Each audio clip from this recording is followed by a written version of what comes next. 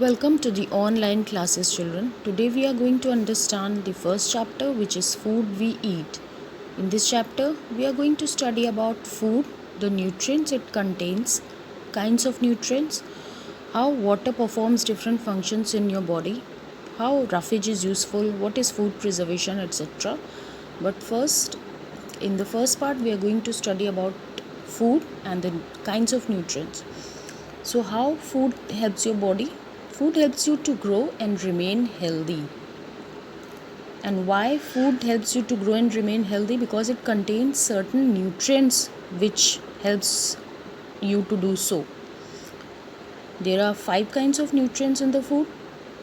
They are proteins, carbohydrates, fats, vitamins, and minerals. Each nutrient is helpful to us in different ways. The food we eat can be grouped according to the nutrition it provides. Let us learn about the nutrition groups and how they help us. So, first we are going to take up proteins. Protein is first kind of nutrient which is present in the food. So, first nutrients which we are going to study about is proteins. Proteins are bodybuilding nutrients. Why they are called bodybuilding nutrients? Because they build your body. They help to make new cells, especially in children. Children are growing all the time. They're always in a growing phase. They are always growing taller and wider. Their muscles are always developing. As they grow, it gives us instant energy, carry out different functions in the body without you. But these next is carbohydrates. Carbohydrates gives you instant energy. As you know, energy is always needed by your body to perform different functions such as to play, study, work, run, read, or write. There are many functions which are going on inside your body and you do not even notice them, such as breathing, digestion, and excretion. For these also, instant energy is needed, and that is provided by carbohydrates. So, two sources of carbohydrates are sugar and starch. Sugar, jaggery, etc. And there are many fruits also which provides you carbohydrates such as apples, bananas, and pears, etc. Many plants store part of the food they make. Food is stored in different parts of the plant in the form of starch. So I've told you two sources are there, sugar and starch. So many plants contain starch, and sugar you get from sugar or jaggery that you eat. Next is fats. Fats also give you energy, children, but difference from carbohydrate is that carbohydrates gives you instant energy and fats store that energy for future use. Fats also help to keep us warm in cold weather. And the sources of fats are oil, butter, and ghee. Next is vitamins and minerals. Vitamins and minerals help your body to remain healthy.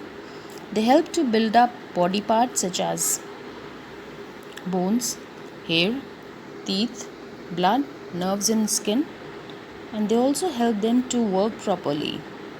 Vitamins and minerals also perform one more function, that is, they fight diseases. That is why vitamins and minerals are also called protective foods. Why protective foods they are called? Because they protect your body from different diseases, infections, and they also heal your wounds. They also help to control bodily functions such as the body temperature, the amount of water in the body, muscle movements, and removal of wastes, etc.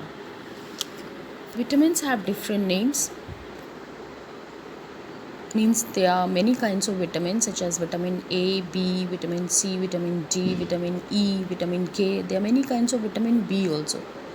Some of these are needed to be eaten every day. Means they are needed in very small amounts.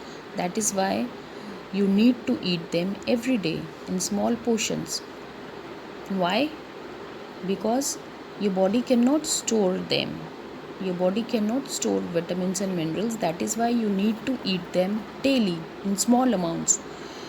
And from where do you get vitamins and minerals? Very common sources: fruits and vegetables. So if you're eating fruits and vegetables, don't worry children, you're getting vitamins. Daily you're getting them. If you're eating cereals, lentils, meats or milk, they also contain vitamins and minerals.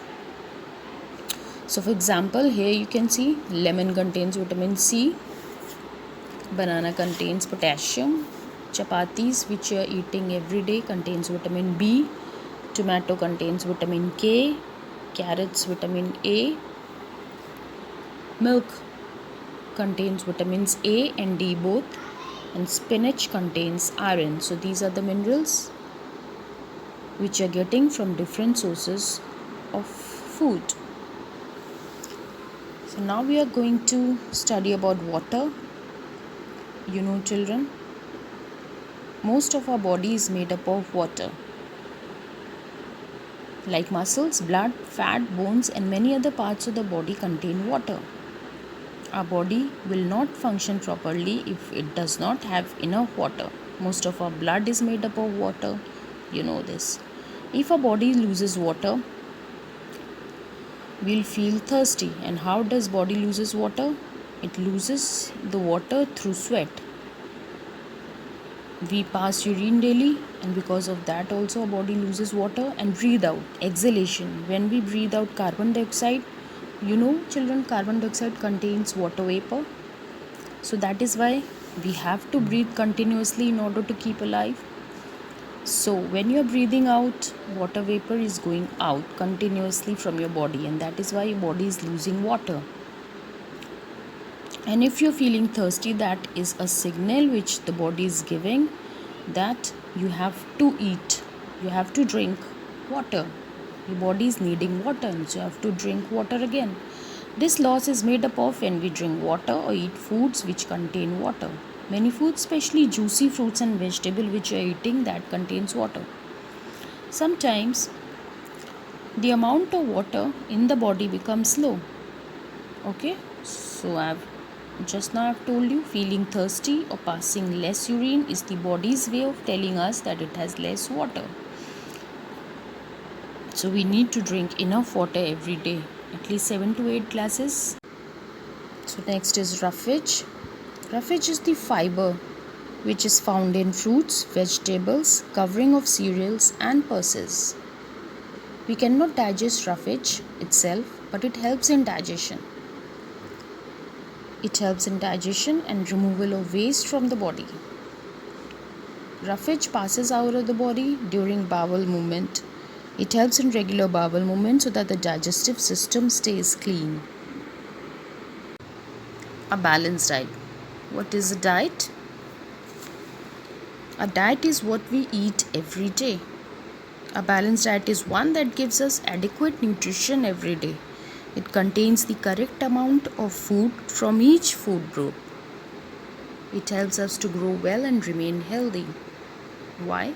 Because we are eating the correct amount of food from each food group. Food group means from proteins, carbohydrates, fats, vitamins and minerals. To use it later, or she can serve it to the poor people so that it doesn't get spoiled. Waste of food affects all the people of the country. If the demand of food is more, the prices of various food items will go high. Many poor people cannot afford to buy costly food. Okay, that is why we should not waste food. So now we have come to our last portion, that is food preservation. Before explaining food preservation, let me tell you what preservation means. Preservation means keeping the food for a long time so that it doesn't get rot. What happens children, if you keep the food for a long time, it begins to rot. That means germs start growing in it. Germs means bacteria or fungi starts growing in it if you keep it outside for a long time. So food preservation is actually a technique that is used to prevent food from spoiling. This technique includes Many methods such as canning, drying, freezing, pasteurization. Canning means keeping the food in cans, airtight cans. Drying means removing all the every bit of water from the food. Freezing means keeping the food inside refrigerator, okay, or freezing it in deep freezers. Pasteurization means your mom must have been using the milk which comes in packets. So pasteurization is a process in which this milk has been boiled to a certain temperature and then instantly cooled. So in this way milk is preserved, and this process is called pasteurization. And also, techniques of food preservation involves adding chemicals to it. That are chemical additives that are called chemical additives. Examples are sodium benzoates,